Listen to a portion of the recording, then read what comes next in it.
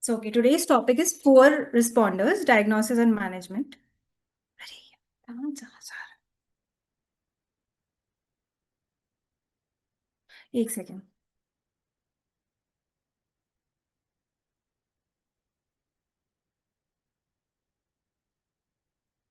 I want to minimize this. नहीं, मेरे को नहीं दिखेगा फिर. ओके. आगे नहीं बढ़ रहा. Continue continue. It's not moving ना slides.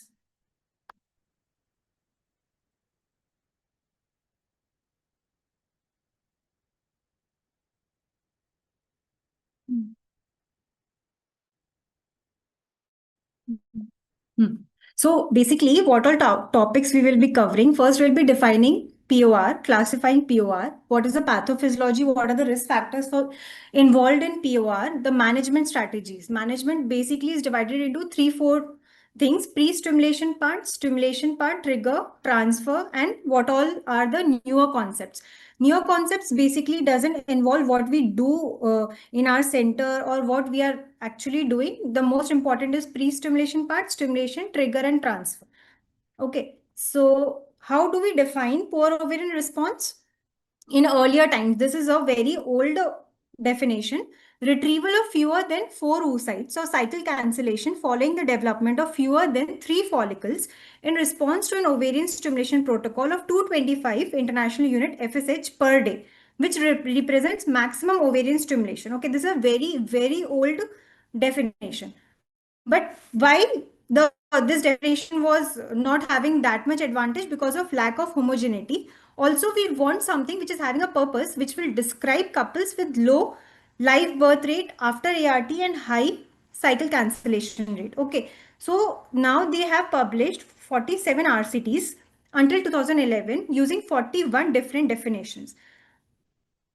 First, in 2008, Avian Annual Reproduction Workshop Group in 2008 has defined ovarian resistant to FSH, poorly defined, that they have told that 10 to 15% of women will be having poor ovarian response. Above can be identified by estrogen level, which will be less than 180 picogram per ml, or the absence of follicles of more than 10 mm diameter on day 8 of 150 to 300 international unit FSH per day stimulation cycle following agonist long protocol pituitary downregulation. But then ASHRAE came in 2011, they gave Bologna criteria. And after that, there was a shift from the concept of POR to low prognosis group. Is everyone able to hear me, right? Yes, ma'am. Yeah. And you're able to understand also what I'm talking? Yeah, maybe Yeah. So, like a little bit we don't use all the stimulation protocols, right? So, madam, can you just be slow sometimes wherever? okay, fine. So Yeah. basically, I'll just make you understand what is the thing which I'm going to tell you. So first, we are talking about the history from where this POR has developed. Okay. In IVF, we have three types of patient. One will be normal responders. Normal responders means they are having AFC both the sides 5 to 10, good AFC, good AMH. AMH will be more than 2. And we don't have to make a lot of effort for those kind of patients. Those are normal responders patients. Other than that, there are hyper responders. Hyper responders are PCO patients. PCO means AMH very high, number of follicles more than 15, 20, MSF. It's like that. That those categories are hyper responders. The last one is hyper responders, in which we have to do a lot of effort. We have to put a lot. Okay, they have to be individualized every time. Because of that only, so many studies have been done to define them. What are the risk factors involved in POR patient? What can be the treatment strategies? What can be the investigations which we can do? What all other things which we can do so that they can get a one life child? Okay, you got my point. This is the Yes, basic thing. yes. Yeah, this is the basic thing. So first we defined what is POR. So now coming to ASHRAE Bologna criteria. Bologna criteria is also an offbeat criteria. Now what we follow is Poseidon. So first we'll see what was Bologna and what was the disadvantage of Bologna, why Poseidon was created. So Bologna means advanced maternal age of more than or equal to 40 years or any other POR risk factor. Like POR risk factors means less AFC, less AMH like that. Or a previous incident of POR. POR incident means what? Cycles got cancelled or they have retrieved less than or equal to 3 oocytes with a conventional ovarian stimulation protocol. What does conventional ovarian stimulation protocol means? More than 150 international unit का FSH if they have used, that means conventional cause हुआ है उसमें, ठीक है. And a low ovarian reserve means AFC less than 5 to 7 follicles या AMH less than 0.5 to 1.1 nanogram per ml. But अब इसमें problem क्या थी? It was mathematical. It was not addressing oocyte quality, which is related to age. Okay, first thing. Heterogeneity of the subgroups. They didn't tell what will happen to the females of less than 35 age, 36 to 39. They didn't classify all those. Hypo suboptimal response was not included. They also did not address the patients who was of same age, BMI, hormonal profile. And term conventional stimulation is not same in all the countries. We all know Asian women tend to age faster than when we compare it to Asian American women or African women. And there was no clinical recommendation addressed. So these were the problems of Bologna. Bologna was there from 2011 and then it vanished after 13, 14, 15. Okay, then we came with Poseidon. Poseidon full form is what? Patient-oriented strategies encompassing individualized oocyte number criteria. This is the criteria which we follow throughout to define POR. So they have divided patients into 4 groups. Group 1, Group 2, Group 3, Group 4. Group 1, Group 3 are less than 35 years. Group 2, Group 4 more than 35 years. Okay. So Group 1, Group 2, this you have to always remember because our approach, our treatment guidelines will always be based on these group of Poseidon females. Group 1 is less than 35 who are having good AFC, good AMH. Okay. Age 35 years. But then when we have stimulated these patients, we have a subgroup 1A and 1B. Subgroup 1A will be less than 4 oocytes retrieved. Subgroup 2, 1B will be 4 to 9 oocytes. This is group 1 patient. Okay, she is young but is having a suboptimal response to our stimulation. Okay, understood. Group 1 is this. Group 2 is having the same thing, but they are more than or equal to 35 years. Group 1, Group 2 clear. Now Group 3 is again less than 35 years, but there AFC and AMH is less than 5 and 1.2. And Group 4 is the oldest of all, more than or equal to 35, AFC less than 5, AMH less than 1.2. So Group 3 and Group 4, we know they are going to be expected poor responder. So from very starting, we will be knowing that these patients need extra add-on adjunctive treatments. Okay, but Group 1 and Group 2, we don't know whether they will have these kind of response because their age, okay, one is less than 35, other is more than 35, but their AFC is good, their AMH is good. So from the first cycle, we will never know they will be there in Group 1, Group 2. Group 3, Group 4, we know they are poor, proper, they will have a suboptimal response. So we'll be doing a lot of things for Group 3, Group 4. Okay, till here, it's clear? Yes, yes. Okay, right? So now various studies says that having 3 oocytes instead of 2 oocytes increases the live birth rate by 25% in all age groups. And euploid blastocyst for transfer may change the fate of the low prognosis POR patient as 50 to 60% of euploid blastocyst implant across all age categories. Clinical live birth rate per cycle is different between Poseidon patients versus non-Poseidon counterparts.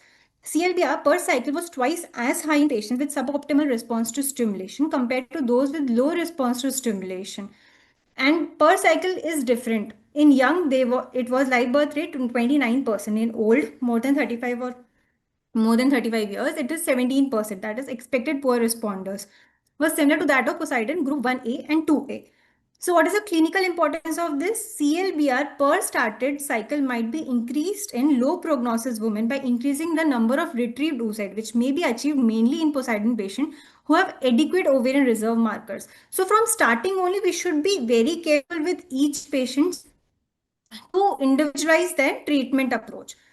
Poseidon criteria as a clinical management guide to optimize FOI. What is FOI? We will understand now. FOI and FOT are the two markers which guide us for the further treatment. FOI. FOI means it's a ratio between total number of oocytes retrieved at the pickup time to the number of AFC at the beginning of the stimulation cycle. Okay. So low FOI means less than 50%, means we were not able to retrieve that much oocytes which we were expected to retrieve. And AFC was good. Like if we, for example, AFC was 10 to 12 at the start of the stimulation, and we were only able to retrieve 3 oocytes. That means FOI was very low. And what can be the causes of that low FOI? It could be low gonadotropin starting dose. That is a fault of the clinician. Or it could be a genetic factor also. Okay. It could be a technical. 1 minute now.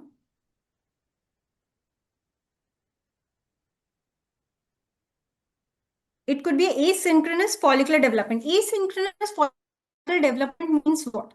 If the patient, sometimes we will do random start protocol also. Not always we will follow a day 2 stimulation protocol. Like if we are doing, let's suppose day 9 we are starting stimulation. So 1 or 2 follicles can be of more than 9 mm or 10 mm on that day, and rest of the cohort will be very good. So because of that asynchronous follicular development, it could be because of that low FOI we are getting, and it could also be technical issues like involved in trigger or final oocyte maturation was not given properly, or any technical problems involved in the time of oocyte pickup. So low FOI, these 4 things are there.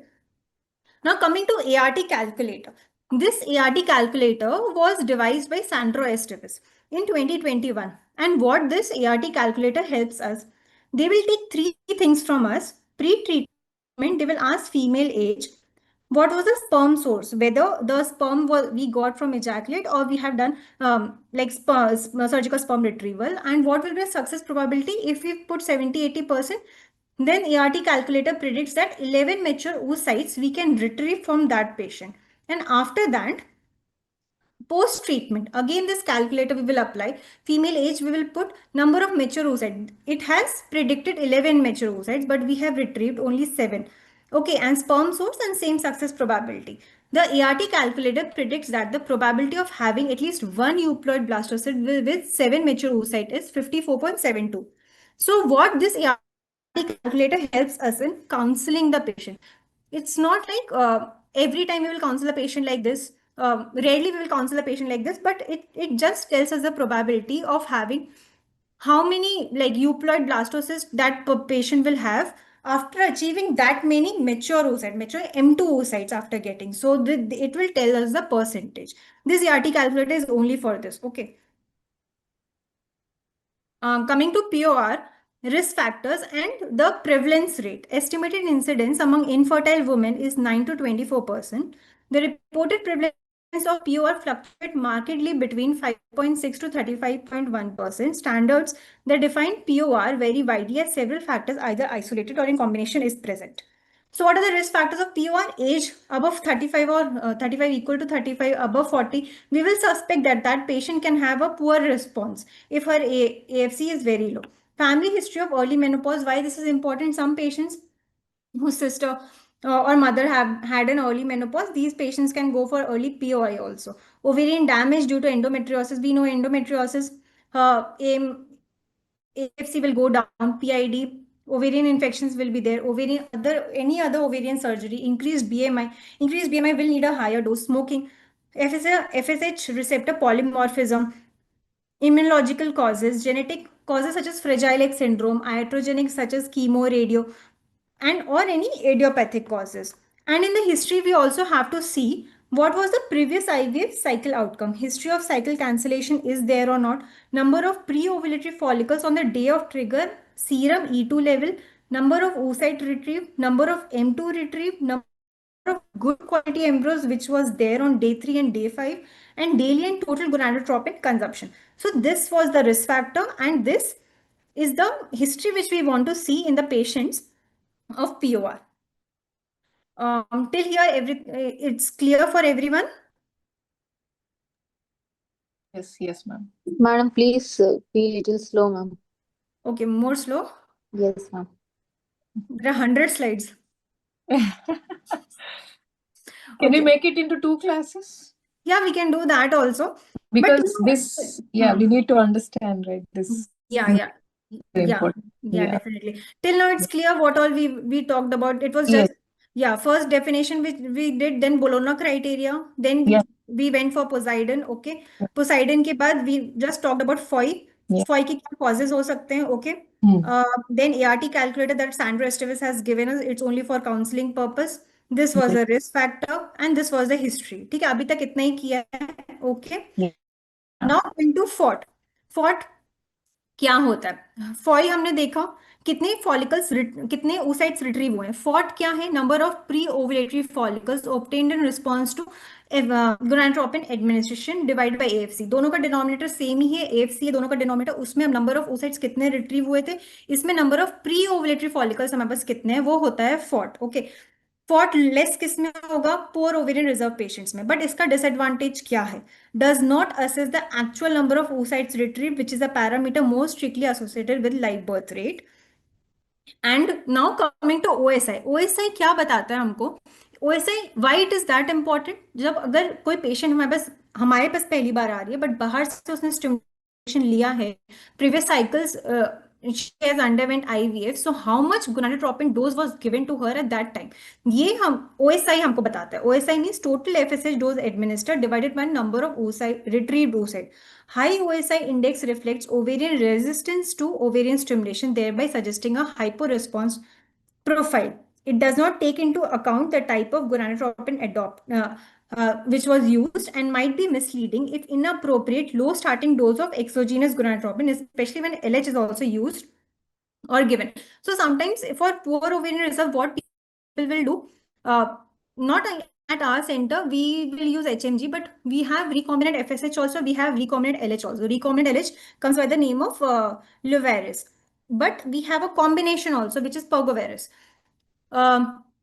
So in these kind of patients, we will not be able to know what was the total FSH dose, because there will be added LH also. So that's why this is misleading, OSI.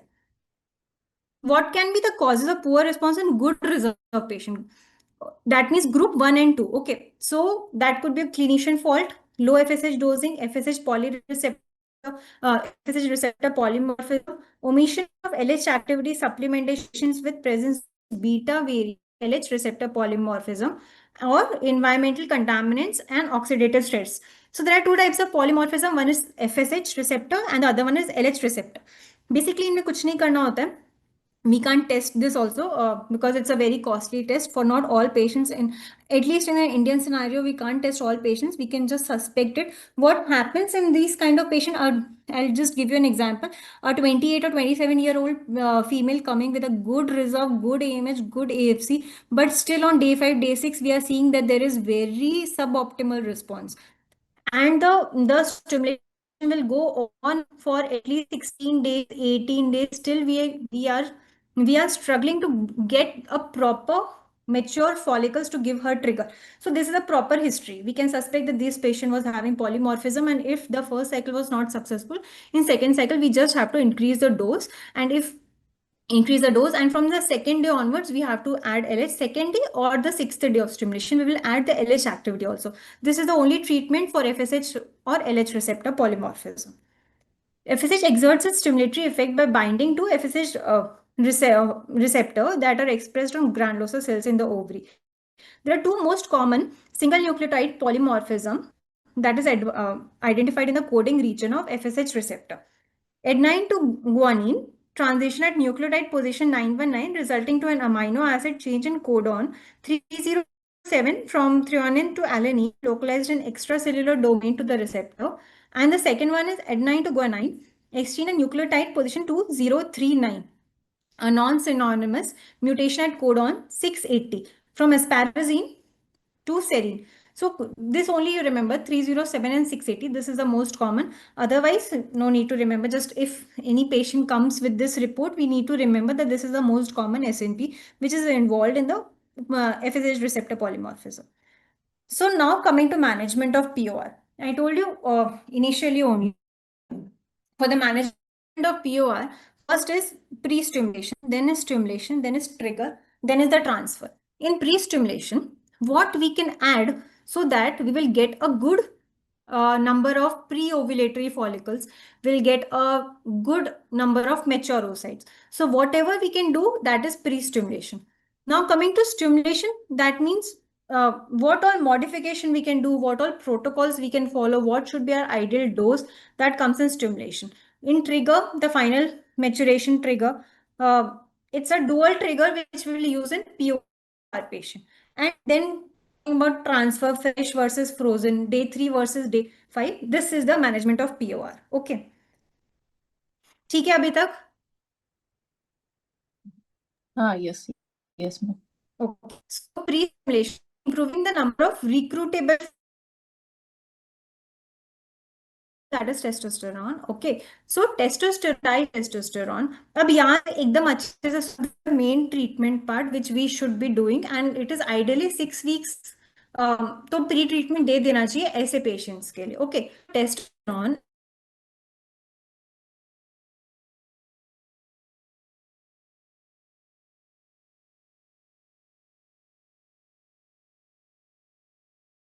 both ovary and adrenal glands. So this DHEA testosterone will help primordial follicles, primary follicles, preantral follicles, antral follicles, and periovulatory follicles also. Primordial follicles, primary follicles, how does it help? It helps in primordial follicle initiation. The recruitment part increases insulin-like growth factor 1 and increases insulin-like growth factor 1 receptor. Granulosa cell proliferation, IGF-1 increases FSH receptors, increases sensitivity to FSH, increases anti-apoptotic pathway. Here also increases the number of antral follicles, increases follicular growth. It increases sensitivity to FSH, increases anti-apoptotic pathway. And peri-ovulatory follicles, that is follicles from 15 to 18 mm. It increases response to FSH, increases oocyte maturation, increases ovulation rate, and increases number of corpora lutea. What would be the ideal dose? DHEA 50 to 90 mg per day, and a treatment duration ranging from ranging from 1.5 months, both before and during controlled ovarian stimulation. So ideally, if a patient is coming and we are suspecting this, and if we are not starting the stimulation right away, we can give at least 4 to 6 weeks. That will be ideal. Not 3 months. 3 months or 6 months will be a very long time for such patients who are having very less AMH, less AFC. Ideally, it can be from 1.5 months will be ideal.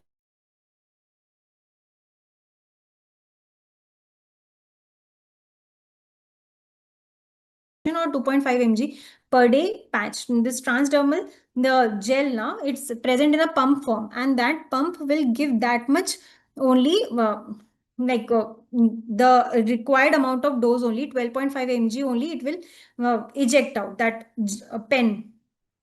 This was a T-Transport trial. It was a very, very important trial, but with a very bad disadvantage. Transdermal testosterone prior to ovarian stimulation for IVF patient with poor ovarian response, a multi-center, multinational, double-blind, placebo-controlled randomized trial.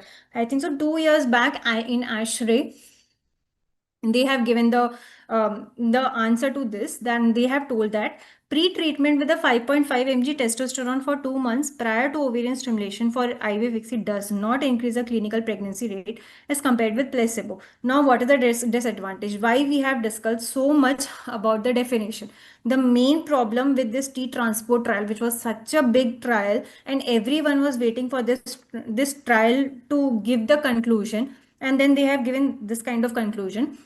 The main problem was that they were following a Bologna criteria and they were not following the Poseidon criteria. So this study was such a huge study, but they have given conclusion like this, that it does not increase clinical pregnancy rate when we compare with the placebo. So ideally, it is now fertility sterility has given certain articles 1 year back, I think so. They have told that we can use a DHEA. This 5.5 is ideal dose. This will be we can use this. So if you are starting DHEA, it's good for these kind of patients. Okay. So coming to growth hormone. Growth hormone receptors have been shown to be expressed in ovarian granulosa cells. Class ले रही हूँ. Theca cells, oocytes, cumulus cells, placenta, and uterus. It raises ovarian sensitivity to FSH, regulates ovarian function, promotes follicular maturation, enhances proliferation of theca and granulosa cells, and it improves follicular development. The addition of growth hormones to gonadotropins and controlled ovarian stimulation cycle may upregulate the intra-ovarian IGF-1 and augment the stimulatory effect of FSH on follicular genesis. What will be the ideal dose? We can add 4 units of growth hormone per day to HMG will give us at least HMG consumption will be 2700 units per cycle instead of 5700 to 72 international 7200 international units per cycle. So this study tells that growth hormone 4 units we can add. It's not important. It's not important to add growth hormone from day 2 onwards. We can add growth hormone from day 5, day 6 because growth hormone is also a very costly injection. Okay, so first we have studied DHEA, now growth hormone. These are the adjuncts. Okay, and this was a study which was published in 2020. 15 RCTs involving 1448 patients and telling that growth hormone improves live birth rate, CPR, and retrieved oocyte number for POR patient and also decreases cycle cancellation rate and dose of gonadotropins. In the Cochrane, which has come in 2010, they have told that the use of growth hormone in poor responders has been found to show significant improvement in live birth rate, but we were unable to identify which subgroups of poor responder would benefit the most from adjuvant growth hormone. Okay, coming to coenzyme. First, we have studied DHA, testosterone, then growth hormone. Now coming to coenzyme. Growth hormone we can add from day 5, day 6. Testosterone 6 weeks or 4 weeks before starting of the treatment. Okay. Coenzyme Q, that is ultra CoQ only. It is a lipid soluble coenzyme. It is involved in electron transport in mitochondrial respiratory chain and oxidative phosphorylation to produce ATP. Reduction in mitochondrial oxidative stress helps in improving the oocyte competence. This was a study. Pre-treatment with CoQ improves ovarian response and embryo quality in low prognosis young women with decreased ovarian reserve. 169 participants were there, and they have told that women in CoQ group had increased number of retrieved oocytes, higher fertilization rate, and more high-quality embryos. The clinical pregnancy and live birth rate per embryo transfer and per one complete stimulation cycle tend to be higher in CoQ group but did not achieve statistical significance. That p-value was not statistically significant, but yeah, it was higher. Conclusion, pre-treatment with CoQ improves the ovarian response to stimulation and embryological parameters in young women with poor ovarian reserve and ICSI cycles. Coming to myo-inositol, I know you will be thinking myo-inositol is given for PCO patients only, but it's not like that. Myo-inositol is an enzymatic isoform of inositol and belongs to the vitamin B complex family. It's an important intracellular signal essential for oocyte development because it seems to improve oocyte and in vitro maturation. It induces the intracellular pathway involved in the release of cortical granules, inhibition of polyspermy, completion of meiosis, and activation of the cell cycle, subsequently resulting in embryo development, and reduces the oxidative stress. This was a study. The effect of myo-inositol on fertility rate in poor ovarian responder in women undergoing assisted reproductive technique, a randomized clinical trial. Infertile women of 20 to 43 years who have one of the criteria of poor ovarian responder as below, that is antral follicle count of less than 7, AMH of less than 1.2, and they have come to the conclusion that it significantly improves the ART outcome, fertilization rate, gonadotropins. Now, it decreases the gonadotropin usage and this myo-inositol helps in improving the follicular cohort synchronization of available follicles. It prevents inter-cycle rise in FSH, improves follicular synchronization. It gives coordinated follicular growth and more mature oocytes retrieved. यहाँ तक समझ आया? मैंने अभी तक से 3 ही 4 चीज बोली है, ठीक है? आया यहाँ तक समझ? Yes, ma'am. ठीक है, डोजेस भी याद रखना है ना, जो doses I am telling you. Yes, ma'am. This was luteal estradiol pre-treatment of poor and normal responder during GnRH antagonist protocol. They will tell that from day 20 to day cycle 2 या 3 तक हम luteal phase का estrogen देंगे उसकी, and that can help in getting more number of oocytes. So This was a study. Group 1, they have used 148 poor responder patient according to Bologna criteria, and group 2, 244 normal responder patients. There was significant decrease in the cancellation rate, significant improved in clinical outcomes. Clinical pregnancy per transfer and LBR was 47 and 44 percent versus 12% and 11%. So they tell that we can use luteal phase estradiol also, that we give at our center. Coming to PPOS, what is PPOS? Progesterone primed ovarian stimulation. This hardly we do because it's a very new stimulation protocol along with agonist and antagonist. Now progesterone also we can give 10 mg BD, we can give after 4 or 5 days of FSH stimulation. So progesterone reduces GnRH pulsatility from the hypothalamus, thus it inhibits the LH release. We all know in IVF what we want, a lot of follicles but without an LH surge. To prevent that LH surge, what we are using either agonist or antagonist, but progesterone also helps us in inhibiting that LH release. So this is a third protocol which can be used. But generally what we see that PPOS is good for PCO patient, for donor patients. But with poor responders, we generally get an equivalent response. It holds a promising advantage of oral administration, user convenience, and low cost. But endometrium is not allowed. Ramya. But endometrium is not allowed for fresh embryo transfer. A premature LH surge is likely to occur in DOR patients who have a small number of antral follicles that grow and mature fast and are prone to premature luteinization. This was a study which they have done on diminished ovarian reserve patient. 1885 cycles were integrated in the 9 studies, including 942 cycles for PPOS and 943 cycles for the control group. And they tell that progesterone has been demonstrated to be superior to antagonist in controlling premature LH surge in DOR patient, but only one RCT included with regard to comparison with the antagonist. Another RCT compared PPOS with the natural cycle, and incidence of LH level was reduced by almost 50%. So here we can see in this table, in DOR patient, oocyte retrieved statistical significance favoring PPOS, normal responders also favoring PPOS. PCOS, they have similar outcomes. M2, they tell that it's a good for retrieval of M2 mature oocytes, viable embryos also they are getting, but not many clinician will have that much experience with PPOS treatment, because PPOS treatment has come like 2, 3, 4 years back only. And antagonist we are practicing since 2015, and agonist though is there from 2000s only.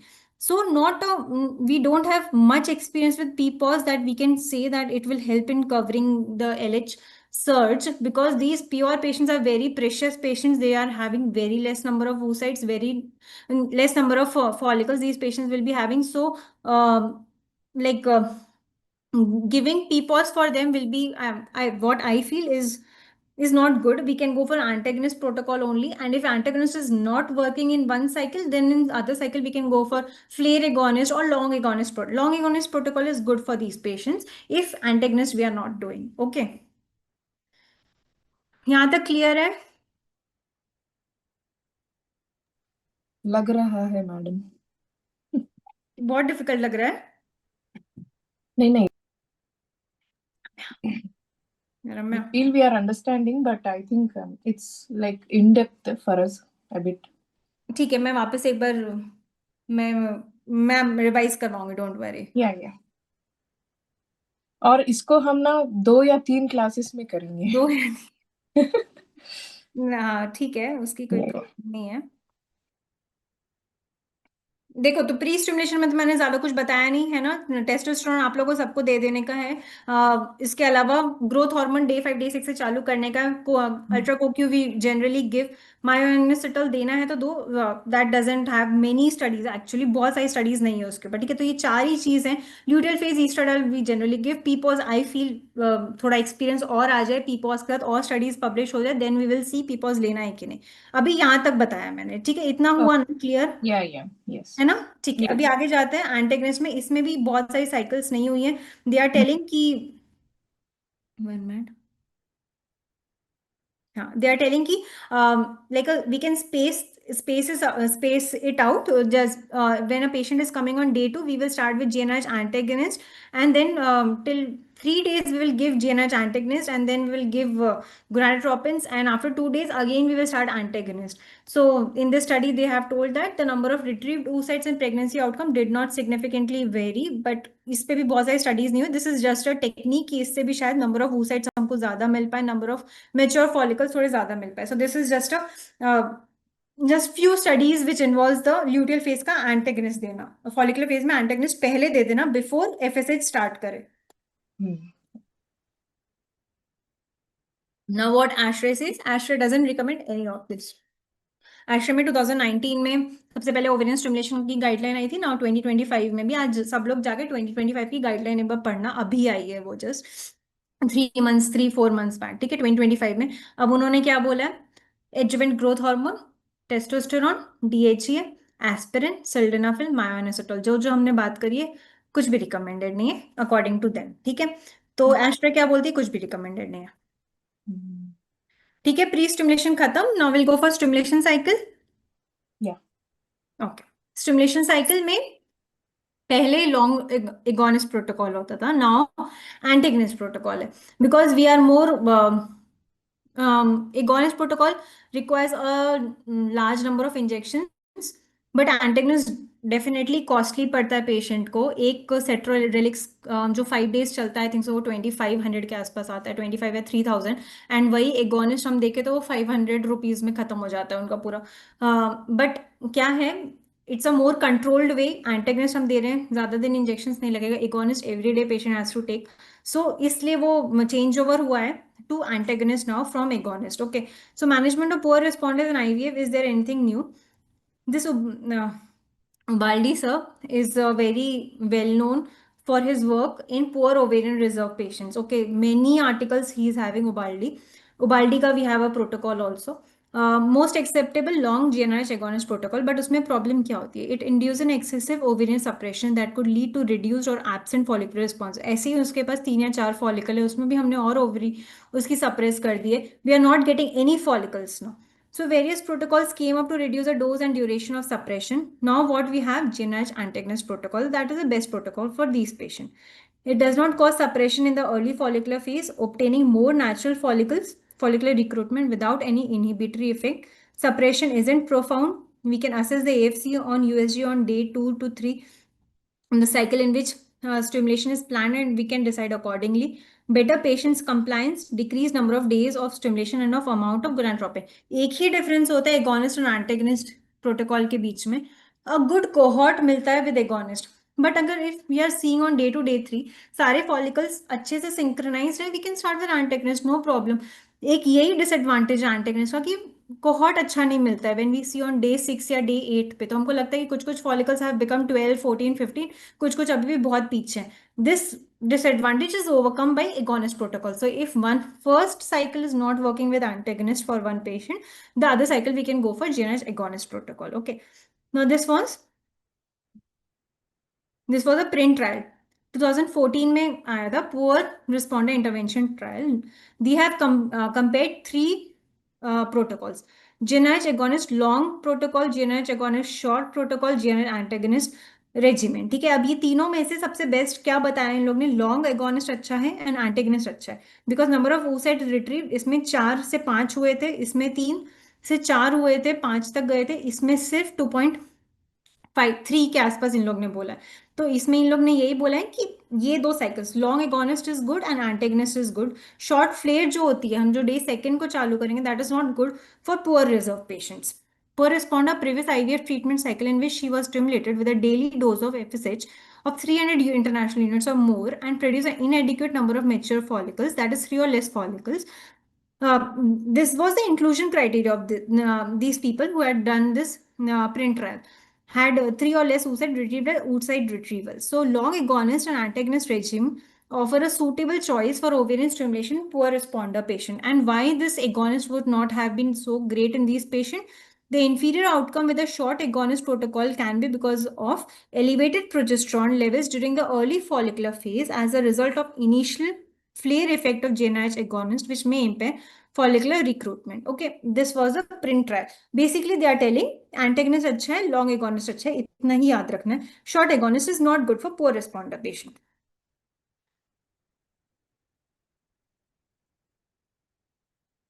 रम्या, ये जा नहीं रहा यार. नहीं, ये जा नहीं रहा, ये इसको हटाओ ना साइड से. हाँ, अभी क्या, ठीक है ठीक है ठीक, चला गया चला गया. So this was ASHRAE का 2020 का guideline. What they have given for low responder patient, we can either use antagonist protocol or agonist protocol. They are okay with both of them. What should be our dose? 150 to 300. We should not go beyond 300 for these patient. And then for final oocyte maturation, either 10,000 international unit HCG urinary preparation or 250 का Ovitril जो आता है, that we can go, and luteal phase support if you are going for fresh transfer. Natural progesterone such as IM, subcutaneous vaginal dydrogesterone orally. So this they have given ASHRAE. Stimulation used in coming to the individualized approach. What is better, recombinant FSH or urinary FSH? So they tell that using recombinant FSH is associated with significantly more oocytes retrieved as compared to urinary FSH formulation, both in long GnRH agonist and GnRH antagonist cycle. FSH dose increment may be used in ongoing ovarian stimulation or subsequent cycle, and increase of 50 international units of the initial dose would lead to retrieval of one more oocyte. And our recombinant LH supplementation, adding recombinant LH as from day 7 to 10 to rescue an ongoing slow stimulation cycle can also be helpful. So this slide tells that only, that our FSH is good, and our LH supplementation we can give either from day 6 or day 7 also we can start to give LH recombinant. But we can use HMG also, because in HMG also there is LH activity. Okay. समझा यहाँ तक? Yeah. Okay, so this is easy only ना अभी तक? Yes. अब ये है ना. अब उन लोग ने इस स्टडी में किसको कंपेयर किया है? Polytropin alpha, lutropin alpha. उसमें इन लोग ज्यादा कुछ नहीं बोले. This they are telling that RCT with 939 POR patient randomized to receive either combined FSH and LH or just an FSH. There is no statistically difference between number of oocyte retrieved in this patient who are mild patient, but in moderate and severe we can see that live birth rate and is significantly changed. That here in our FSH wala group with our LH, live birth rate with is 23 and 8. Okay, live birth rate only in FSH is 19 and 3. So they tell that we should use a combination in POR patient. It's good for these patients. The role of recombinant LH in women with hyporesponse. For RCT1 prospective study, we can see the forest plot over here. LH supplementation increases the clinical pregnancy, implantation, and number of oocyte retrieved. LH supplementation might be added during course on the same cycle to rescue an ongoing hyporesponse or in a subsequent cycle. Corifolitrofin alpha, who is having a half-life of 65 hours. Now these people are trying to daily we are giving injections to these patients. Okay, so they are trying to give us something which is having a half-life of 65 hours, so patient can take only one injection, and this will go on like daily injections. We don't have to give to patients, so that it will become less painful. Half-life of approximately 65 hours provides 1 week equivalent wala stimulation.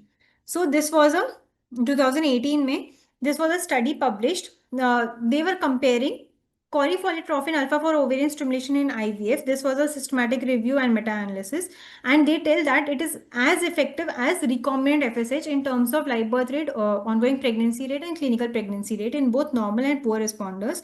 And older women and poor responders requiring higher dose of gonadotropin may also benefit from the use of corifolitrofin alpha. So they are just trying to replace our normal daily ka injection with corifolitrofin alpha, but I don't think so in India at many cities or many centers it's available. It's not available till now in huge amount. The non-inferiority of corifolitrofin alpha is in regard to daily dose of 150-200 international unit RFSH was demonstrated properly by ENSURE and ENGAGE trial.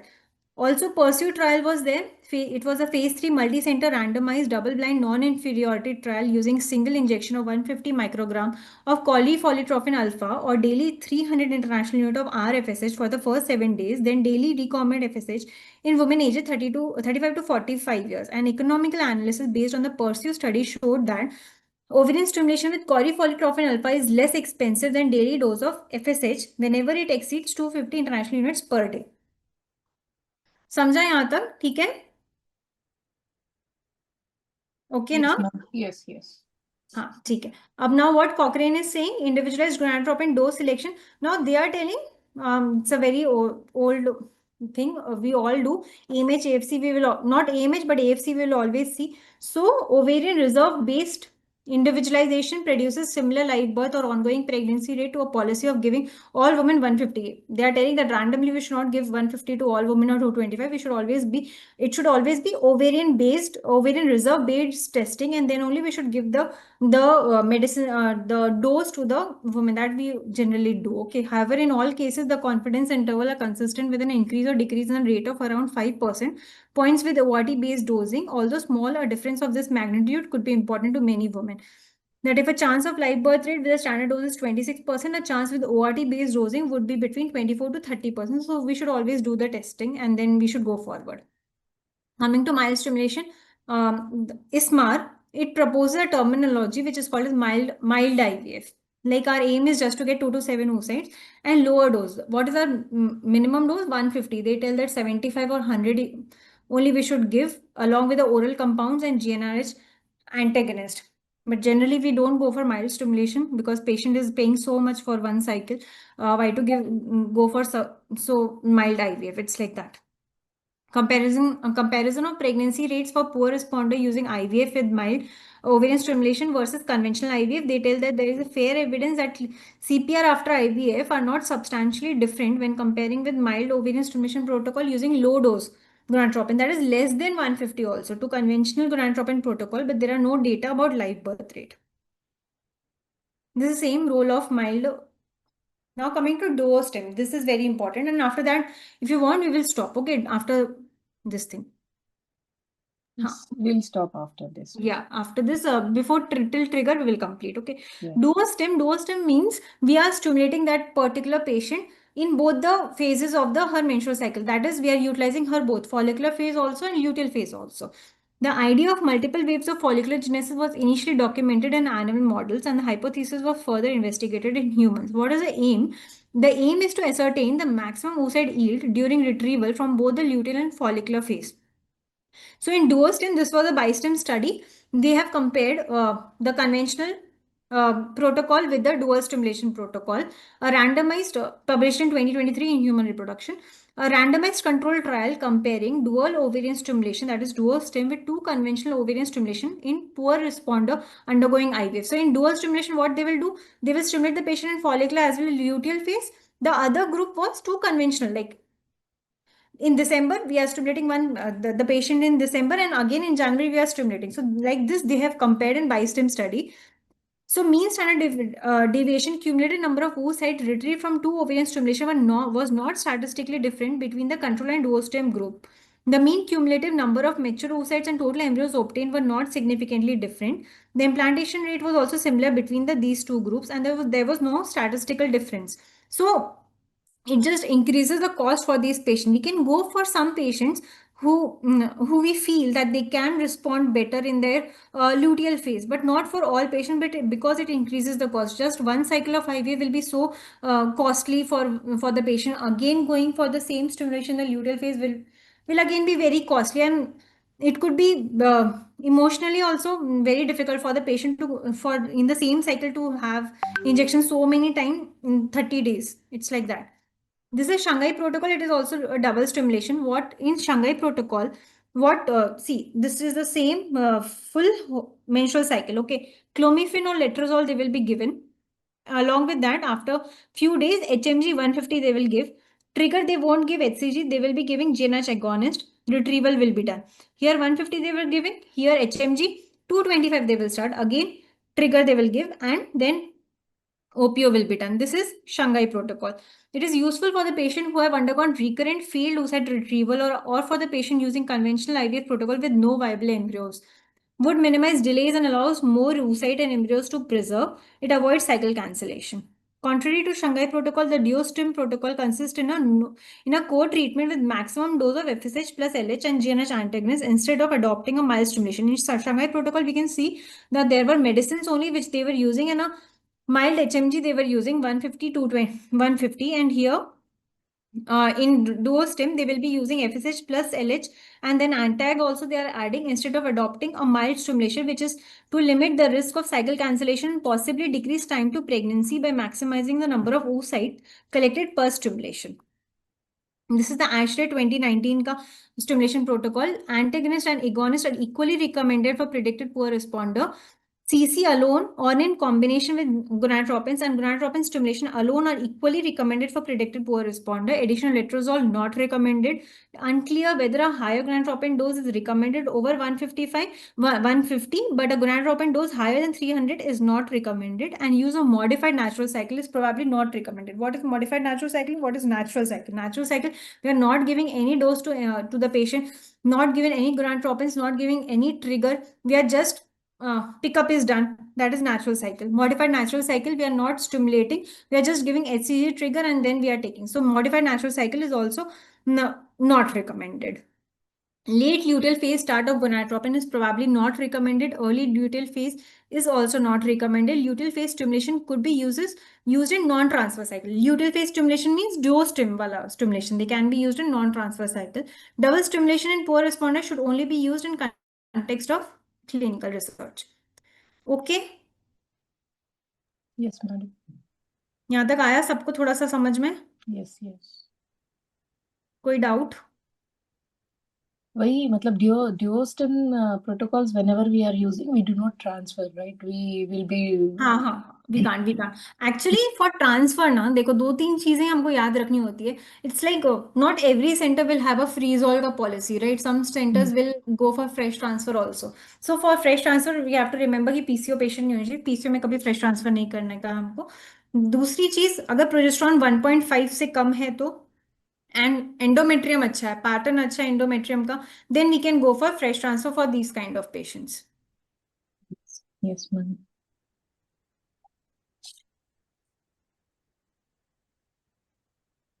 So are we using adjuncts then in poor responders? at Yeah, the center testosterone here? DHA तो we Because are ASHRAE has given. OQ तो we are using only DHA. Testosterone also we are using. Myoinositol not for poor responders. Myoinositol generally we use for PCO patient. Growth hormone we are adding from 6 or 7 day if there is slow response. HMG we are using. So whatever we are using, I told you that this is okay. PPOS we are not using. Like I also don't have any experience, So that with much the experience cycle, we are using growth hormone along growth the hormone. cycle, HMG and this growth hormone. And then pre-treatment, you are using DHEA, testosterone gel, and CoQ. All this. CoQ. Yeah. So, how is your experience with the poor responders? Like, how many eggs you are retrieving? What is the success rate among these women? And Yeah, how poor responders na generally from very starting of the starting of the cycle, we need to counsel these patients that they are having very less AFC.